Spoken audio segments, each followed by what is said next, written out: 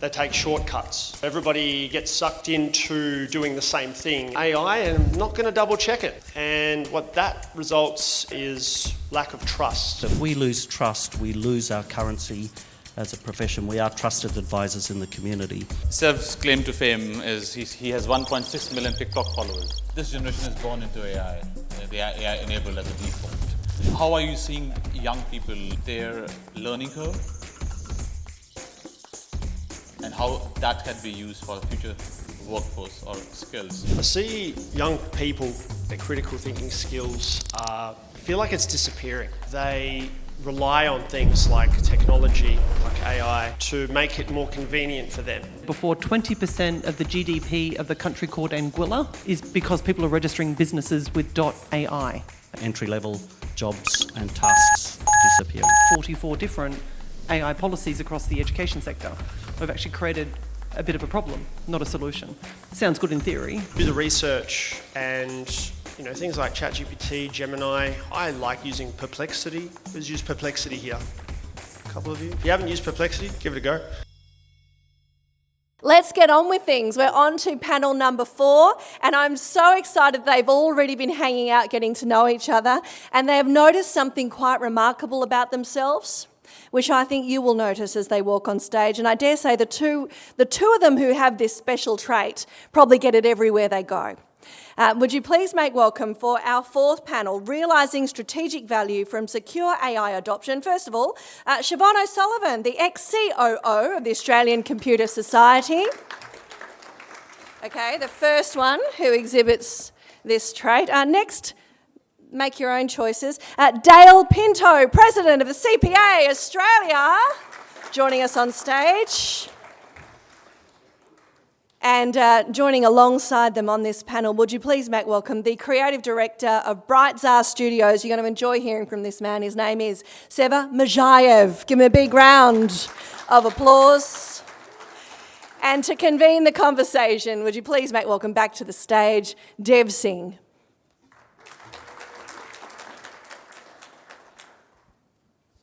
Everybody, hope you had a good lunch and time to interact with your colleagues on the table and not on the table, and people online who have got a chance to take some break for a long watching into the stream. Oh God, this is a fun panel. This is the adoption part of it. We have talked about risks and at a higher level, and vulnerabilities. We talked about strategy, but now adoption, people who are doing it. Where do I start? So, Sev's claim to fame is he has 1.6 million TikTok followers. Anyways, but he's helping a lot of SMEs to bring AI into their business. That's why he's on the stage. And then Sev was trying to build an AI app a few years ago. He can share that story. So, Sev, to start with you, what's the biggest hurdle and challenge when SMEs are talking to you? The first thing they ask you that, yes, this is AI, but how do I use it in my business? How do I be good by using this? So what's the first few things they talk to you? Yeah, so thanks for having me, and thank you for everybody for coming. And first thing in terms of AI and marketing, to use it correctly, you need to first know what you're talking about in your own business. Sounds pretty simple, right? But because a lot of competitors are trying to grab the space and trying to make more content at scale really quickly, they take shortcuts. So everybody gets sucked into doing the same thing and taking these shortcuts. Even if you're an authority, you're a leader in your space anyway, you start to just go, well, I don't want to lose this lead that I have. I'm going to start making content from AI and I'm not going to double check it. And what that results in is lack of trust. You start to lose followers, or you start to lose business. And that's simply because you're afraid to lose it in the first place, and you end up losing it anyway. So my advice to SMEs and anyone that looks to integrate AI into their marketing, whether it's written or photo, or what I do is the video side of things, don't take those corners, don't take those shortcuts, because it is very important that you maintain your authenticity And if you can use AI to optimize your authenticity, that's how you do it. Don't do it for anything else other than that. Thank you. Thanks a lot, Seb. Can I go to Siobhan? Because you, as a CEO of ex-CEO of ACSN, and you have interacted with organizations who are tech experts and across the sectors and who are helping other organizations as well. People who are tech experts, how are they faring? And what's your observation in that space in terms of their own AI adoption journey, their own, and what kind of value they're getting through, or are they leading the conversation, or are they lagging the conversation? Great. Okay, just a small one. Thank you for having me as well. So a couple of things. We've heard some great examples earlier today on panel, and particularly from the health sector. One of the founders that we worked with closely years ago was Harrison AI, which uses artificial intelligence to identify embryos in IVF treatment, which has traditionally been done with a doctor's naked eye. Now, I know we've had discussions around ethical practice and whatnot, but that business has gone on to great success. Over $200 million has been raised. They're now in multiple countries, particularly in the US, because it has been proven that that has been a much more efficient, and you're getting more embryos selected than and more live births, which is obviously a good KPI. What are the businesses like that doing? They're generally solving a real problem. They're both Vietnamese doctors, immigrants to Australia, that found that the problem they were having could be solved using technology. So a domain knowledge in a particular area, using technology to solve that stated problem, and proving that out. The conversation that we have with tech founders that are doing things well is always balanced with their data. For those that are in the room that are not perhaps tech savvy or running a tech business, AI algorithms are run off the end of data, and it sometimes takes up to 700 iterations of the same data point for you then to run a good algorithm over that. So lots of conversations with AI. Those that are sort of not in the tech sector, I'd probably say is often characterised what I would call a tech theatre or tech innovation. And I was just saying to Deb before, 20% of the GDP of the country called Anguilla, which is a country in Barbados, the Bahamas, sorry, is because people are registering businesses with .ai. As you know, our domain is .au in Australia. Theirs is .ai. So 20% of that country's revenue is because people are registering businesses. So there's probably a good balance point of the amount of people that are saying they're doing things with AI, but potentially are not yet solving real problems in AI. Mm-hmm. Coming to detail, you chair an organisation which is one of the large membership bodies for CPAs in Australia. And as we had Kate earlier, in the legal profession, you are an equivalent in the accounting profession. And then they are the front end of, things are happening there, and they are they are facing clients on a regular basis. What's the broad advice you are sharing with your membership to, minimize, wrong advisory, how to use AI, ethical use, and how to adopt in more progressive fashion?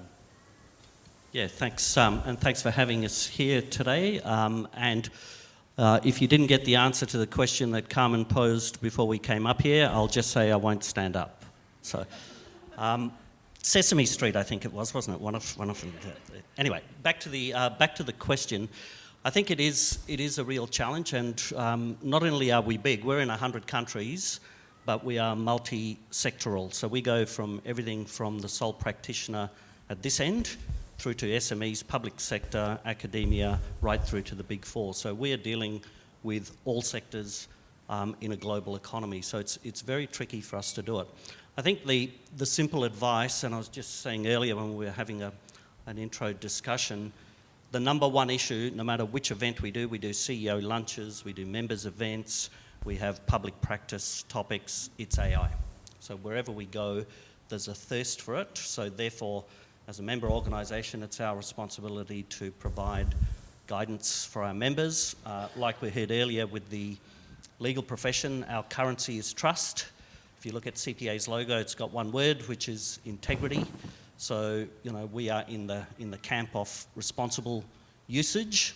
And I think most, if not all in this room, would know the dangers of not having proper human oversight. For example, the well-publicised case of the Deloitte report where they charged $440,000 to a government department that was riddled with errors and either absent or incorrect citations in the report. So that's one public example. And it's not just the damage that causes in terms of confidence, but it's again this trust factor. So if we lose trust, we lose our currency as a profession. We are trusted advisors in the community. So what we are doing is working together with our members, and we are working in a collaborative model because we're an accounting body. We don't know the answers in the technology space, so we've engaged a technology company to help us build use cases, and we are working closely with our members and also with organisations like the Australian Computer Society who do have the knowledge, and also more recently Engineers Australia who are further down the track with that. So we are building cases, use cases, and the aim with that is to share that with our members in a responsible way to show them how they can achieve efficiencies but maintain integrity and trust. Can I just add Yes, on to please, that? Because I'm currently working on a consulting basis with the Future Skills Organisation, and we've had some relationship with the CPA, or Chartered Accountant, sorry, in relation to what they're doing as an organisation, but also to share content, particular to finance managers at that customer base.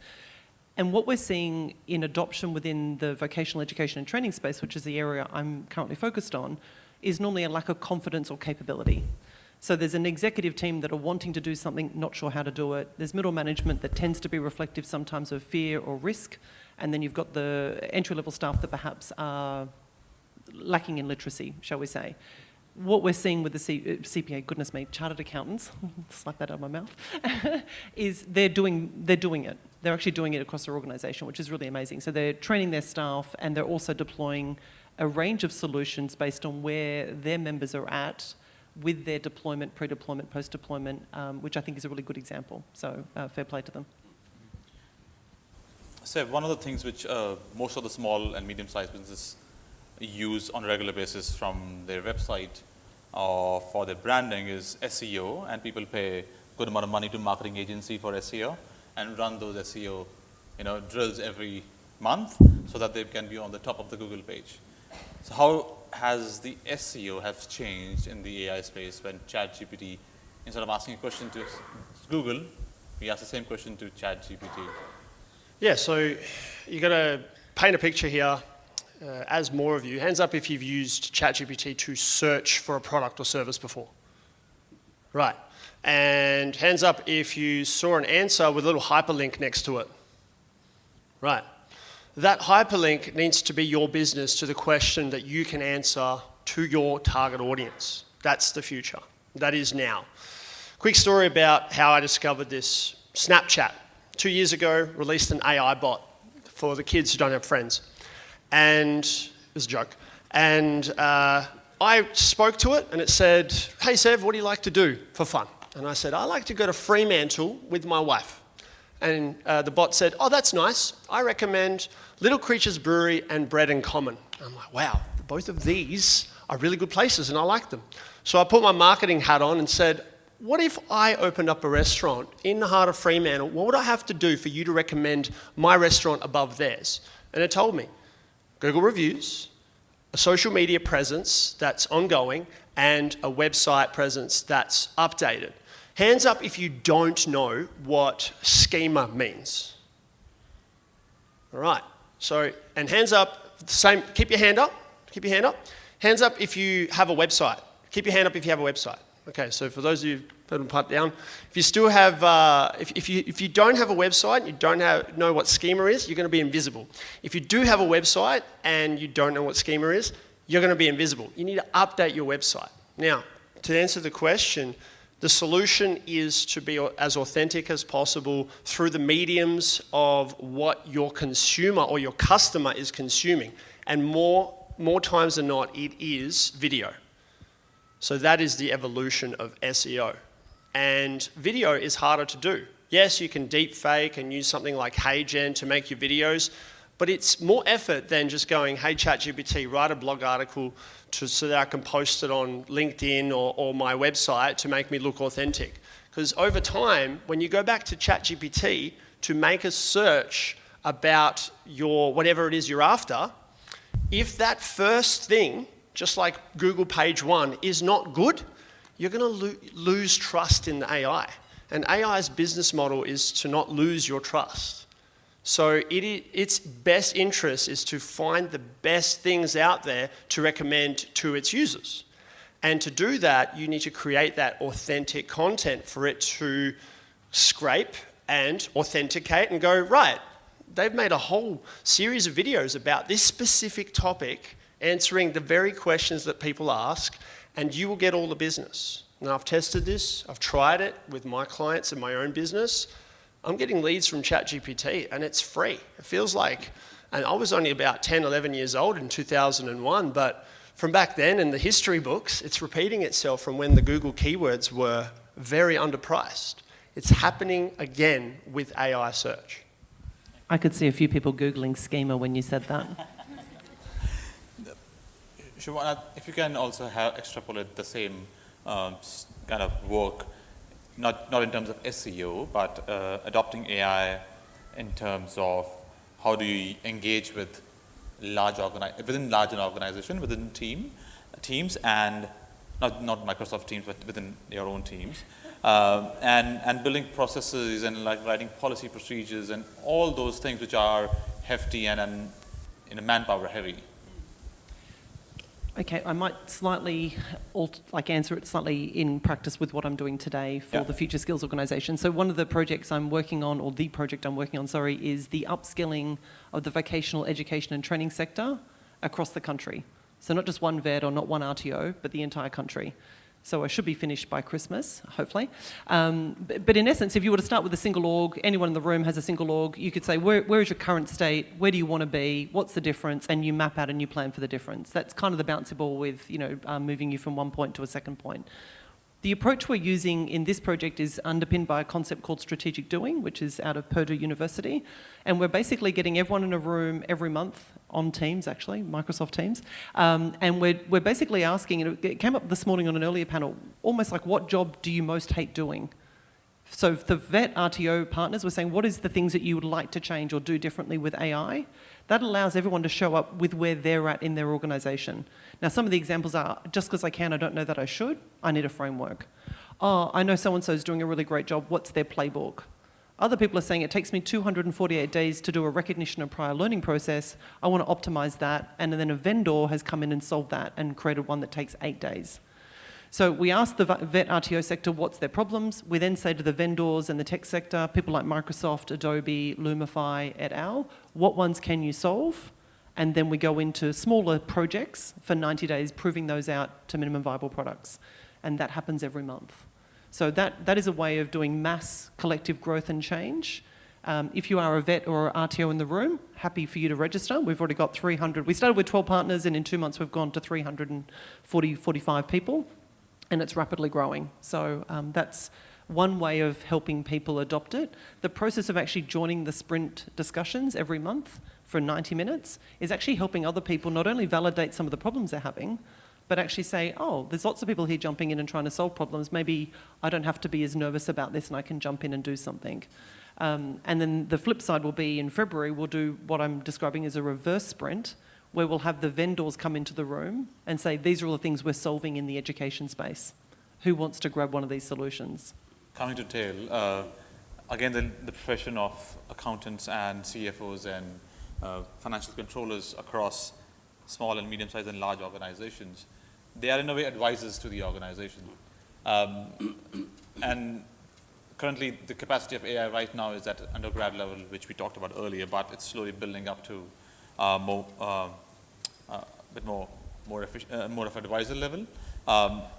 And because most of your members are front-ending those conversations as an advisor to the clients or the organizations, what is an AI adoption strategy, the top 3 things you are suggesting your members to be wary of or be thinking about as they have those conversations at a small, medium, and large organization point of view?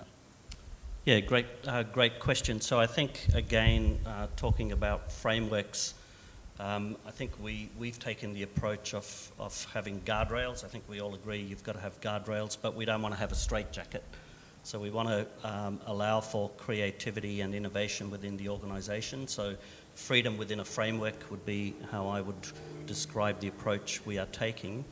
But I think the first thing for us is the importance of human oversight into anything we do. At the end of the day, you can use whatever tool you want to. So, all accountants use Excel. And everyone thought when Excel came, accountants would die, but they didn't. And similarly, I believe AI won't kill accountants either, because it's the utilisation of the tool to help you deliver the value within the organisation. And that might be presenting to a board as to a business case or externally to a client. So fundamentally, I don't think the work changes. I think some things become easier. We get rid of the boring stuff, the transactional stuff, the repetitive stuff, the routine stuff, and that frees us to do the strategic stuff, the advisory material, the risk analysis, and the value add. That is what we should be doing as advisors and charging accordingly for it. But to come back to your question, I think human oversight is one bit of advice, and that's right down the chain, whether you're a sole practitioner or the top end of town. Accountants need to remember they have to sign off on everything, so no matter what you use, you're liable. So, CYA strategy, cover yourself. That's number one. The second thing is not to be fearful. I think, boss. The second thing is not to be fearful. Accountants are always perceived as being risk averse. So we've come up with, embrace, adapt, evolve. So get in there. We're undertaking a lot of internal training to demystify AI, but to also teach people where they can save time doing boring stuff. So the second thing is overcoming the fear factor. And the third thing is just sharing best practice. I mean, how many people work in organisations where you talk to someone over morning tea and you think, wow, I didn't realise you could do that with AI, and it's not being shared. So I think the sharing part, particularly with us, we are a big organisation, as I said, globally. I think sharing the best practice and also sharing the potholes that we all fall into as we discover something that's new to all of us is going to be critical. But all of that comes back to what I said earlier with the responsible use of the AI and the human oversight. I gave the example of Deloitte, so I won't rehearse that again, but I think that brings into sharp focus what can go wrong if that doesn't occur. Thank you. Coming to Sev, you've been a maths teacher and you use TikTok to teach maths to young people, and most of your following is young people, and you talk to them on a regular basis through your Vox Pop interviews on the street. And this generation is born into AI, the AI enabled as a default. How are you seeing young people, their learning curve, the way they are using it, and versus, and how that can be used for the future workforce or skills?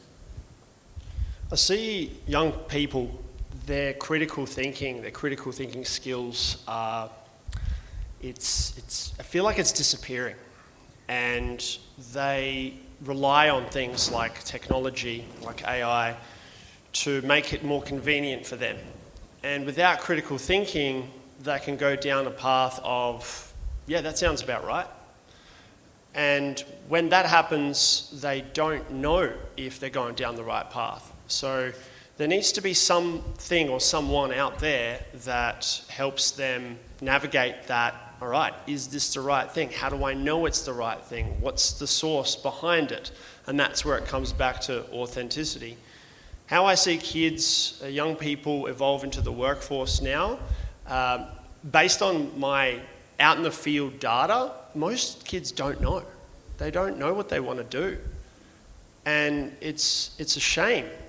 And I'm trying to come up with a solution myself, but I talk to educators, scholars, and everyone's just trying to do their own thing. But the kids, they need to do something to begin with. And the technology is kind of letting them down because they're doom scrolling. Yes, sure, I create content that contributes to that doom scrolling, but this is my pivot into a world where they can watch something that's a little bit more valuable. Because those interviews in the street, there's so many I don't publish because the kids just say, I don't know. The first step anyone needs to take, if you have a young kid in primary school, in high school, There's a social media ban that's about to start. Where are they going to get their information from now? It's probably going to be ChatGPT. So we need to come to a point where we need to start having more of these conversations. What is your next step, young child? Or what is your plan? Where are you going to research what it is that you want to do? Whatever it is, it doesn't matter. And so even though social media can be used for good, if you use it the right way in terms of research, if you go on TikTok and you swipe across to the left, there's a section called STEM. That's the science, technology, English and maths. And it's just content where it's just learning stuff. But nobody knows about it. Who knew about that? Maybe a couple people. But most people don't know about that. But it's about to be banned. So what hope is there when the main source of information that the kids are used to, which is on their screen, is about to be taken away from them? So, sorry, I'm just going on a rant now. You can. Thanks for listening to my Sev talk. Maths teacher. Yeah, maths teacher. Maths teacher. I had a good one. There's a specific question for Dale from the flow, and whether it's online or I don't know, but on Slido, the conversation of cybersecurity budgets stopping at the CFO desk is ongoing, resulting in the cyber teams not being able to enable the businesses to build secure systems. How much of cybersecurity training is included in the chartered accountants training?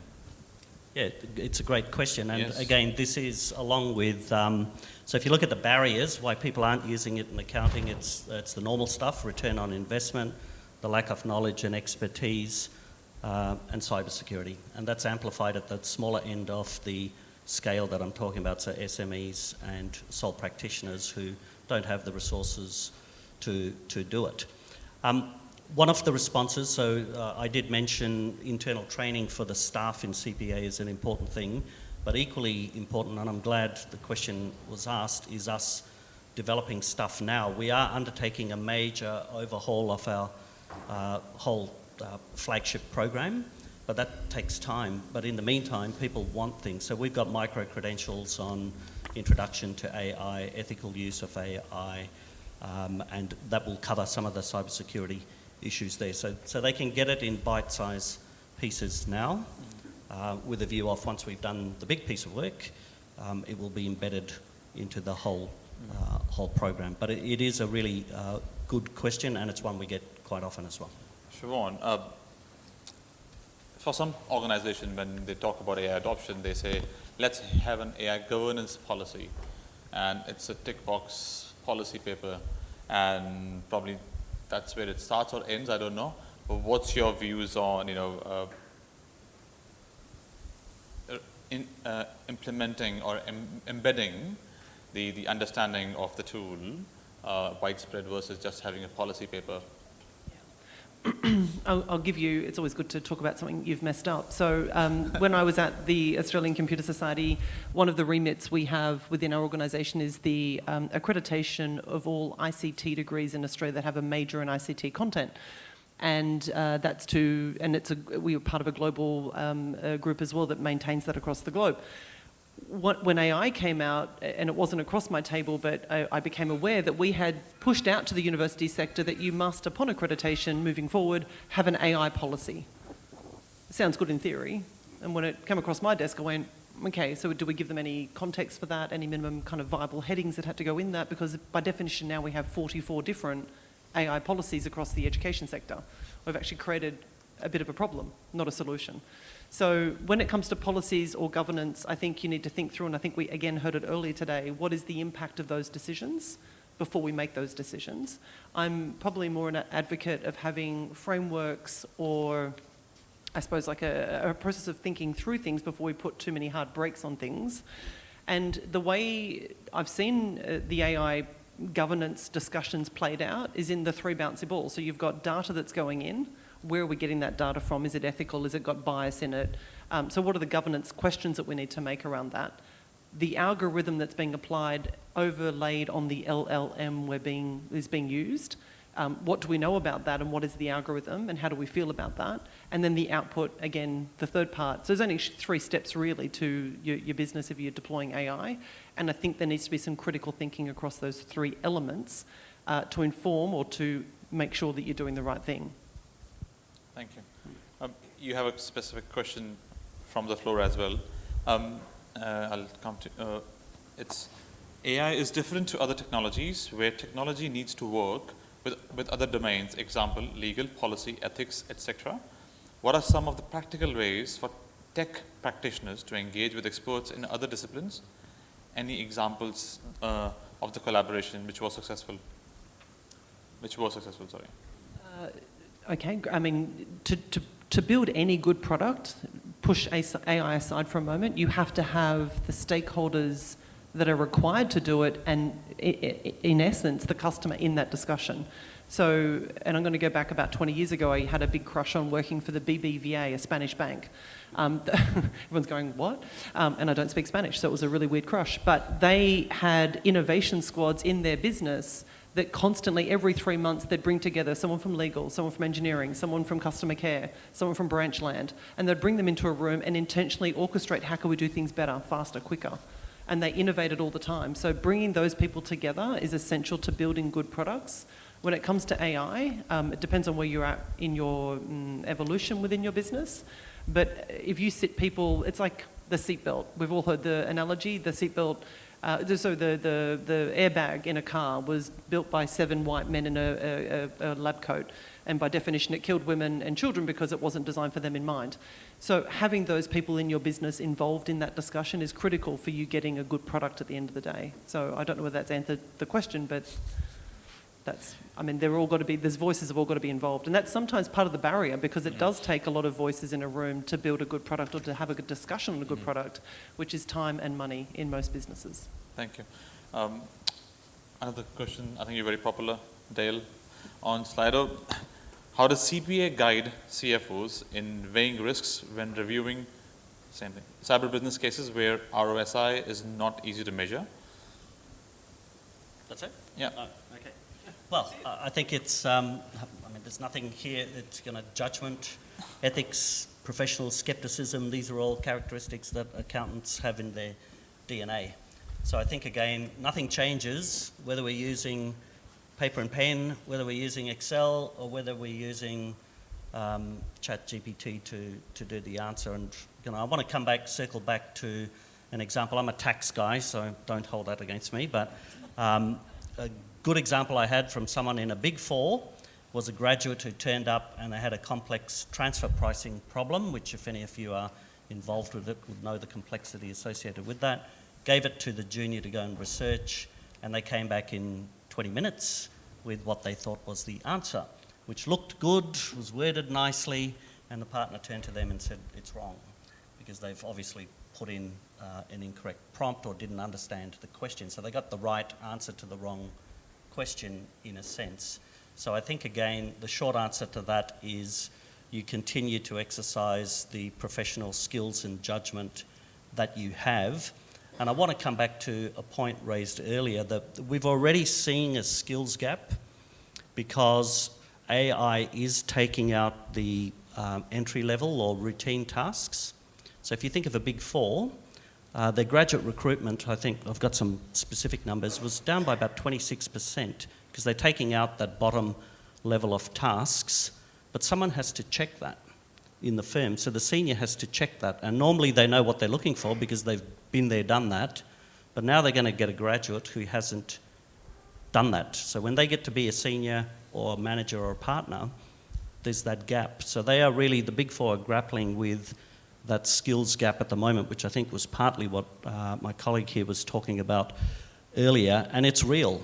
So who's going to teach this? Is it the universities? Probably not. I mean, they're struggling to teach the transferable skills of communication and analytical skills and critical thinking. I mean, I'm at a university, so I know what the challenge is. So we have to work out how to fill that void in the skills base, given we're already seeing entry-level jobs and tasks disappearing. Thank you. Coming back to Seva, on the, as you were talking earlier, in terms of having the authentic voice and being trusted not by people but by AI as well. When we were talking one-to-one, you talked about AI, authentic AI education. So how do you use that on a regular basis and for small and medium-sized organizations who are on that journey to build that trust? Yeah, so ultimately, everybody here, if you have a business or if you're a thought leader and you want to amplify that through the web to be discovered, you need to create something that I call a learning hub or a learning center. Where that exists, anywhere and everywhere is optimal. Omnipresence. I call it perpetual omnipresence. Everywhere and anywhere, all the time. And to make use of that, utilizing, leveraging AI, the first thing you need to do is do the research and things like ChatGPT, Gemini. I like using Perplexity. Who's used Perplexity here? A couple of you. If you haven't used Perplexity, give it a go. And yeah, just do the research. See what the people are asking already. What question is your customer asking? You should already know through your emails, through your calls, through your texts, through your in-person conversations. I asked a few people today, what's your biggest problem in marketing? They told me. Just added it to the data. Cool. Everything's still relevant. I'm going to talk about it. So for you, whatever business you're in, industry you're in, you need to set up a learning hub that answers literally the most common questions that you get every day. Because if you're still answering them manually, you're missing out on an opportunity to publish it somewhere and everywhere forever for people to find in the middle of the night when you're asleep. And then you'll be able to get more attention, get more leads, and build more revenue when you're asleep. So that's that organic strategy mixed with AI, which will tell you what people are asking if you don't know already, but you should. And then just do that at scale. I'm talking 300, 400, 500 videos, and they're just your answers, whatever you answer. Can I just help clarify as well? A few years ago, it used to be blogs. It used to be kind of written Q&A, frequently asked questions, shall we say, because algorithms were really good at reading only content, not vectors and not video. Obviously, it's broader now. So video, it's evolving. Yes, it's but evolving. It doesn't have to be a blog it doesn't have to be a video either. I think the content on your website is what you're arguing. Delivery is optional to the user. All of the above, like the written, the audio. You see podcasts popularized now because it's an audio format, and platforms like Spotify and Apple Music are now transcribing the audio for free. That written is data that can be scraped by AI. So if you're having a conversation, record it, post it, publish it, because there's keywords in there that people are searching for. Even every answer we've had on stage today, it's being recorded and will be discovered via YouTube, because YouTube transcribes it, the closed captions. You need to have those transparent, authentic conversations. If you don't want to be on camera, fine. Written's fine. But if you can do it via audio, then, minimize the friction, right? And to one more point in terms of written content, most people are going to do written content. But how are they going to do it? They're going to try and cheat. They're going to try and write these blog articles and do these reports and not check them. That sounds right. Put it out, post it, blog. The amount of LinkedIn slop that I see every day is insane. It's just the same thing. I hate it when a new AI thing comes up and I'm like, I'm going to see this 20 times in my feed. Don't be like that. And when you notice this in your industry, whatever topic is trending right now, take note of all your competitors and what they're doing. And I guarantee you that most of them are not making a video about it. That's your specific gap. And then everything else. Thank you for the consulting advice. Thanks a lot. Siobhan, we talked about the whole process of the input given to an AI tool, the calculation, what it does, or compute, picks up data which is publicly available, and then what it produces. So as users of AI or as AI strategy advisors or experts, how do we see these three different things separately, and how do we see the connection between these three as well? Oh, that's a good question. Look, I think you definitely have to look at them separately, or you have to acknowledge there's three sections to your AI approach in business. they are interconnected. So if you get two aspects that you've looked at and you've understood are fair and reasonable or meet ethical standards, and you ignore the output, and I heard someone raise robo-debt today. Does anyone understand robo-debt? I know we know the buzzword, but in essence, the calculation for someone's earnings was, if you're on social security recipient, it calculated what you earned in a fortnight and then extrapolated that over a 52-week period. And then said, oh, well, so someone could have had 2 weeks working in a labouring job and earn, $400, and the government said, oh, well, you've earned $400 for the rest of the year, you owe us $30,000 back. In essence, is the bouncy ball. They didn't check the output. People took their lives. They were faced with a major debt, and many, many people took their lives. It was a huge catastrophe. And it's probably one of the first examples of government, I think, in my view of this, where computers are used to giving you a more accurate answer quickly. It's before AI. And this was one where there was an algorithm at play, and it gave you an outcome. You got what you put in, basically. So we need to be mindful of checking all three elements, and definitely we talked on our table before about the bias in data, and so looking at the information output, particularly from a lens of bias. We need to look at it from a white woman's perspective, a black man's perspective, a child's perspective, an older elderly person, a disabled person, a neurally diverse person. We need to look at it from a holistic perspective, not just the person checking the data from their lived experience. Thank you. Yeah. When we were talking, Dale, you used the term tech-enabled versus tech-led. Yes. And I like that philosophy of using that language. Could you extrapolate and from a point of view of users and people who are leading that conversation at the board levels and organizational level, that how do you use that language of tech-enabled versus tech-led? Yeah, sure. So I think straight away when you talk about anything to do with ChatGPT or AI, people think, I go to the Chief Information and Digital Officer in my organisation, they're going to give me the answer. We've located that function with the CEO for a number of reasons. One is what you've just said, Dev, we want it to be tech-enabled, not tech-led. And secondly, it's cross-business. So we're working cross-functionally across a very complicated organisation. So to come back to the example I instanced later, the biggest thing we're doing is evolving our main CPA program, which has been in place for eons and is a technically focused program with auditing and tax and insolvency and ethics and so on. That sort of model is gone. So even universities are moving away from there. We have to go to a flexible model that has, say, accounting and ethics and then specializations in AI or sustainability or whatever the current thing is. So we're moving our model from one place to the other.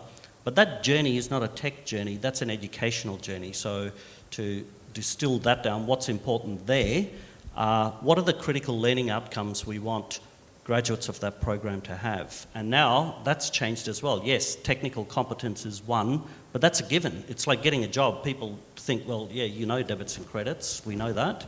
But we need you to have now really good communication skills, critical thinking, a curious mind, an analytical approach to things. These are very different skills from what we used to teach before. And universities aren't doing it, so we have to do it in our program. And therefore that shapes what the learning outcomes are for graduates of our program. And that then comes up with, okay, they need to learn ABC, and then we look at the tech solution to support it. So it's I guess, making the tech solution follow the business rather than the other way around. That's a very good question on Slido. Thank you for Anonymous. I think that's a concluding question, and I want remarks from everybody. So very powerful. It says, how do you measure to realize value from AI adoption? Okay, again, I'm going to say take AI out of it for a moment. Okay. If you're doing any transformation in your organisation, there's normally an ROI equivalent to it. I have a background in HR, for instance, don't hate me. But often people will say, oh, do we really need to treat people well? Is it really, where's the ROI on that one? So most people tend to want, you're doing X to solve Y, would it give me 5% more efficiency or half a labour count back in the business, whatever it is. There is an assumption to why you do something, otherwise you wouldn't waste the finite resources of an organisation doing it. So what is the assumption at the front end? How do you measure it at the back end? Because you could be wrong. sometimes it could be a better outcome. But you need to have an assumption, then you measure, and that applies with AI tooling as well. Dale. Yeah, so I think, now I'm an accountant, so I should give you an answer that revolves around a KPI and tells you what that is. But, I mean, for me, again, that's a given. Of course, we're going to want to have some metric around we've saved, X amount of dollars by not having to do things in 10 steps, and we can do it in 5 steps, or we can do it quicker, or whatever it happens to be. But for me, the critical litmus test for us is time. We're trying to free up time so people can engage with the things that matter the most. And for us, that's engaging with our members.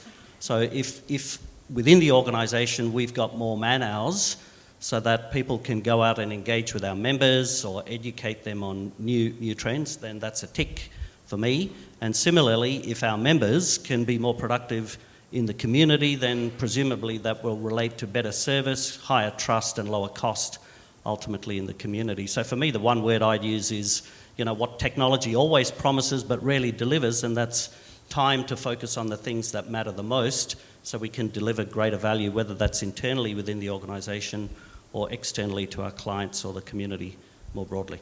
Thank you, Dale. Sev. Yeah, for myself, time, increased revenue are the obvious ones. But for me, with a marketing background and a creative background, is how much more creative do I get to be, because now I'm making more money and I'm not spending as much time doing the tedious tasks I've had to do in the previous years. I fell into marketing by accident because I had a government job. I was a school teacher and I was teaching maths. To me, maths is black and white. There's no subjectiveness about it. It is what it is. I'm sorry. If you have different ways to get to the same answer, great, awesome. Because I had that, I was able to creatively do other things, like make content without any care. Yeah, sure, the department probably kept an eye on my content, but I built it, I was positive about it, and I didn't get cancelled, which is good. Yeah. But yeah, going back to that ROI of how much more creative can I be was the biggest impact for me, because I was able to scale my personal brand, but also book out my businesses, because I was able to be more creative, because all of my competitors were doing the same thing as everyone else because they had no time to be creative. And AI didn't actually help with that initially, but now it's actually optimized it even more. One example was when I would do workshops about this, we would do ideation and scripting before we go to the filming. And most people don't have that creative gene. They do, it's just tightly locked. And I would say to them, well, you've got to research. I don't have time to research. I don't have time to be creative. I'm doing operations stuff, tax stuff. I'm trying to make a sale to feed my children. Fair enough. But when the AI came out, all of that ideation and scripting became easier. But you have that authentic in back of your mind, yep, that's legit. Don't let AI gaslight you, because you have that creativity within you to be able to go, yeah, actually, this is what I talk about. Let's put it out there. Just the basic bottom line, as well as the cost of doing nothing, is also a cost. So I've looked at the proactive approach of what is the assumption, how you're going to improve, be faster, but there is literally a cost of doing nothing, and you may not have a business in 2 to 3 years if you do nothing. Thank you. Thank you, Siobhan. Thank you, Dale. Thank you, Sev. Thanks a lot.